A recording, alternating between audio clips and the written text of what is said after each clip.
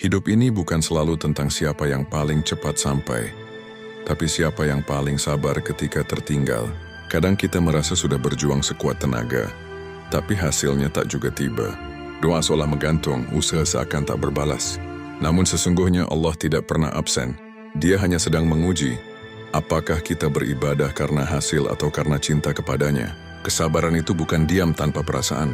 Kesabaran adalah ketika hati kita hancur tapi tetap berkata, "Aku percaya Allah tahu apa yang terbaik." Sebab yang menunggu bukan hanya rezeki atau jawaban doa, tapi juga kedewasaan iman.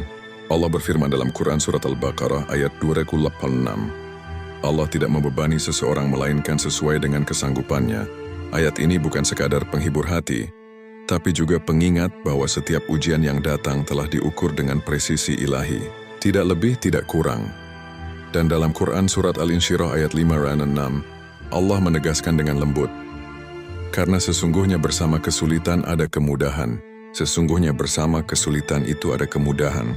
Perhatikan, bukan setelah tapi bersama. Artinya, di balik tiap kesulitan yang menyesakkan, Allah sudah selipkan kemudahan.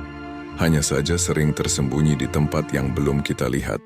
Rasulullah Shallallahu Alaihi Wasallam pun bersabda, "Sungguh menakjubkan urusan seorang mukmin, karena segala urusannya adalah kebaikan baginya. Jika ia mendapat kesenangan, ia bersyukur, maka itu baik baginya. Dan jika ia tertimpa kesusahan, ia bersabar, maka itu juga baik baginya." Hadis riwayat Muslim. Maka jangan takut pada jalan yang terasa sepi. Jangan iri pada orang yang tampak cepat sampai. Setiap orang punya musimnya sendiri. Ada yang berbuah cepat, ada yang baru tumbuh setelah hujan kesabaran berulang kali turun. Hidup yang sabar bukan hidup yang tanpa luka, tapi hidup yang setiap lukanya dijadikan tempat bersujud.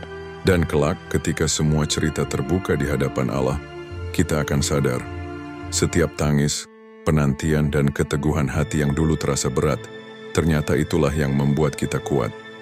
Jangan tergesa menilai takdir. Kadang yang kita kira jalan buntu justru belokan menuju rahmat Allah yang lebih luas.